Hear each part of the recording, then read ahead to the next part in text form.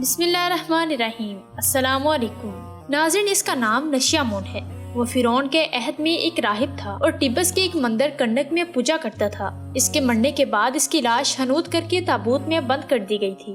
200 سال پہلے یہ تابوت لندن کے ایک میوزیم میں پہنچ گیا۔ 3000 سال پرانے مصر کے اس دور میں بادشاہوں اور اہم شخصیات کو مرنے کے بعد خاص عمل سے ہنوت کر دیا جاتا تھا تاکہ ان کی لاش ہمیشہ کے لیے محفوظ ہو جائے۔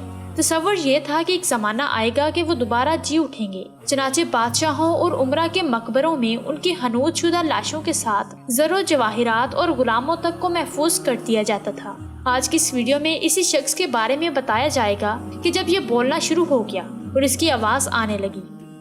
ناظرین، آج کی اس ویڈیو میں یہ بات یاد رہے کہ تحقیقات شامل کی جائیں گی اور ساتھ ساتھ آپ کو بتایا جائے گا اس لیبارٹری کے بارے میں جو مصر کی لیبارٹری ہے، جس میں لاشوں کو ہنوت کر کے انہیں سجایا اور سنوارا جاتا تھا۔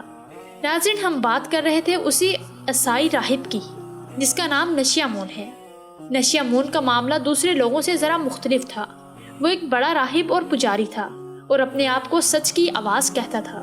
جس تابوت میں اس کی ہنوت شدہ ممی رکھی گئی تھی اس پر بھی سچ کی آواز کی عبارت لکھی ہوئی تھی۔ نشیامون چاہتا تھا کہ جب وہ زندہ ہو کر بولنا شروع کرے گا تو پھر سے سچ کی روشنی پھیلائے گا۔ نشیامون خود تو زندہ نہ ہوا لیکن اس کی زبان کو زندگی مل گئی اور وہ بولنے لگی ہے، لیکن ابھی اس نے صرف ایک ہی لفظ بولا ہے۔ اس کی آواز کی ریکارڈنگ یوٹیوب اور دیگر سائنس کی انٹرنیٹ سائٹس پر موجود ہے۔ نشیامون کی آواز پر کام کرنے والے سائنسدانوں کی ٹیم کا کہنا ہے کہ اگرچہ آواز 3000 سال پرانے راہب کی ہی ہے لیکن یہ آواز اصلی نہیں ہے۔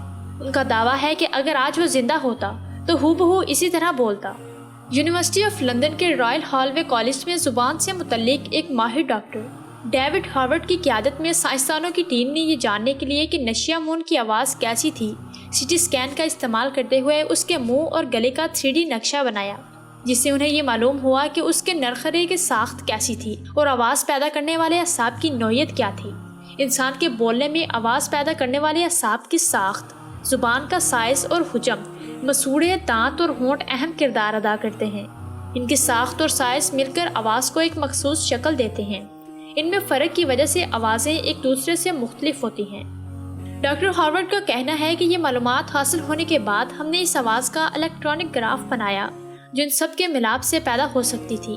انہوں نے کہا کہ ممی اس وقت بول نہیں سکتی، لیکن میرا خیال ہے کہ اگر یہ لاش زندہ ہوتی اور بول سکتی تو تقریباً اسی آواز میں ہی بولتی۔ سائنٹیفک رپورٹ میں شائع ہونے والی ریسرچ میں بتایا گیا ہے کہ اس عمل کے ذریعے ڈاکٹر ہارورڈ کی ٹیم نے جو آواز پیدا کی وہ AH اور EH کی صورت سے متشابہ ہیں۔ ماہرین کو توقع ہے کہ آنے والے برسوں میں سائنسدان اس طریقہ کار کو ترقی دے کر قدیم انسانوں کی آواز دوبارہ سننے کے قابل ہو جائیں گے۔ آواز پیدا کرنے کا یہ عمل کافی دلچسپ تھا۔ سائنسدانوں نے 3D CT اسکین سے حلق، آواز پیدا کرنے والے اعصاب، ہونٹوں اور زبان کی تصویر بنائی اور پھر ان چیزوں کو 3D پرنٹر پر تیار کر کے جوڑ دیا۔ اس کے بعد انہیں کمپیوٹر سے جوڑ کر آواز کی لہر پیدا کی اور اسے ریکارڈ کر کے اسپیکر پر سنا گیا۔ سائنسدانوں کا کہنا ہے کہ 3D پرنٹر سے تیار کردہ آواز پیدا کرنے کی اجزاء کمپیوٹر سافٹ ویئر اور اسپیکر کی مدد سے مصنوعی طور پر اس آواز کی ہو بہو نقل پیدا کی جا سکتی ہے جو اس کی زندگی میں تھی۔ ڈاکٹر ہارورڈ کو توقع ہے کہ ان کی ٹیم جلد ایک زیادہ ترقی یافتہ سافٹ ویئر تیار کرنے میں کامیاب ہو جائے گی جس سے قدیم دور کے انسانوں کی آواز کو سمجھنے میں مدد ملے گی۔ جبکہ خیال یہ کیا جاتا ہے کہ مصری کاہن کی موت عمر کے 5ویں عشرے کے وسط میں ہوئی ہوگی۔ وہ منہ میں چھالوں کے مرض میں مبتلا تھا اور اس کے دانت بہت زیادہ گر گئے تھے۔ پروفیسر ڈیوڈ کا کہنا ہے کہ نشیامون نام تابوت کے برابر میں تحریر تھا۔ اس کے تابوت پر آواز کی حقیقت کا جملہ بھی نقش تھا۔ امید ہے کہ تحقیق کے نتیجے میں کاہن کی حقیقی آواز دوبارہ تخلیق کی جا سکے گی، اس کی آواز بنائی جائے گی اور 11ویں فرعون رامسیس کے عہد میں نشیامون ایک کاہن اور ایک وسیع کانویس کی حیثیت سے گلوکاری بھی کیا کرتا تھا۔ آثار قدیمہ کے مصری ماہرین کا کہنا ہے کہ موسیقی اور گلوکاری مصر قدیم میں معروف تھی۔ یہ بات زمینی حقیقت کے عین مطابق ہوگی کہ کاہن مختلف اوقات میں مختلف قسم کی آوازیں نکالتا ہوگا۔ کچھ لوگ سوشل میڈیا پر اس کاہن کو فرعون ہی سمجھ رہے ہیں۔ محققین کو اس بات کی بھی امید ہے کہ جو لیبارٹری سامنے آئی ہے یہ لیبارٹری کوئی عام لیبارٹری نہیں ہے جہاں پر لاشوں کو ہنوت کیا جاتا تھا۔ عجائبات عالم میں شمار ہونے والے اہرام مصر کے قریب سے زمانہ قدیم کے فرعونوں اور عمرہ کے لاشوں کے تہنت کی ایک 2500 سال پرانی ورکشاپ دریافت ہوئی ہے۔ जो माहिरीन आसार कदीमा के बकौल नई मालूमात के लिए सोने की कान है। कदीम मिस्र में इंसानी लाशों को एक मखसूस कीमियाई अमल के जरिए हनूत करके हजारों साल के लिए महफूज कर लिया जाता था। इस अमल को तहन्नुत या ममीफिकेशन कहते हैं।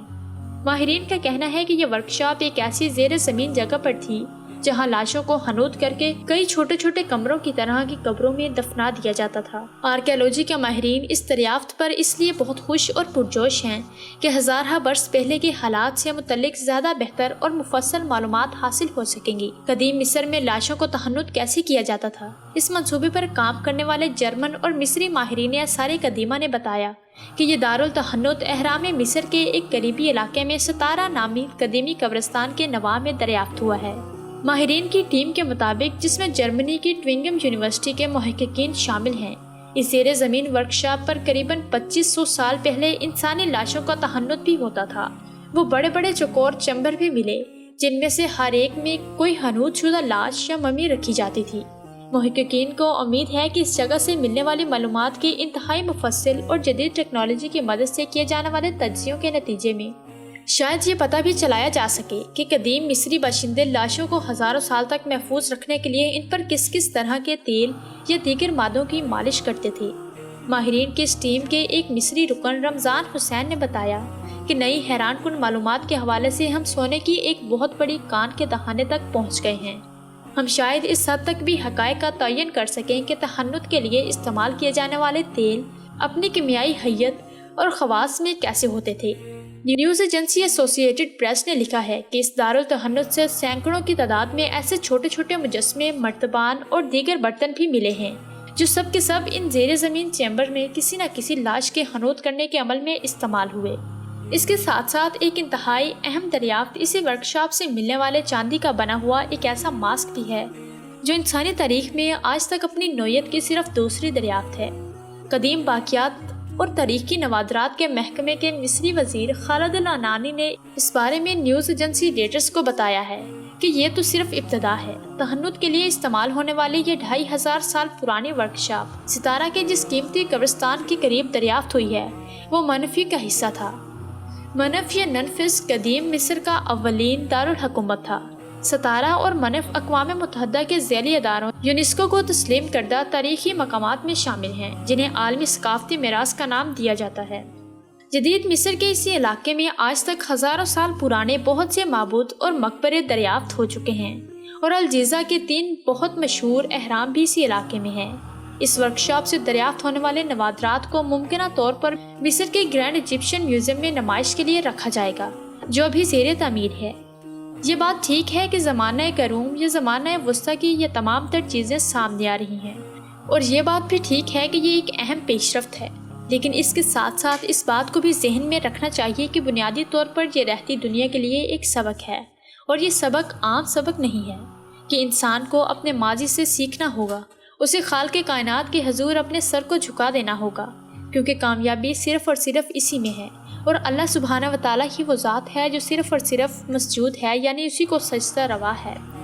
वो लोग जो खुद को खालिक समझते थे, वो लोग जो खुद को खुदा समझते थे, वो मिट्टी में मिल गए और शायद उनके वजूद को इसी तरह हनूत शुदा लाशों की सूरत में बचा कर रखने का मकसद और गर्ज़ो गायत भी यही थी कि दर हकीकत आखिर तक असल से अबद तक रहने वाली ज़ात सिर्फ अल्लाह ताला ही की ज़ात है।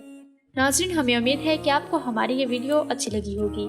वीडियो अच्छी लगी है तो लाइक और शेयर ज़रूर करें और चैनल को सब्सक्राइब कर लें ताकि ऐसी वीडियोस आप तक पहुंचती रहें। अपना ख्याल रखिएगा, हमें दुआओं में याद रखिएगा। अल्लाह हाफिज़।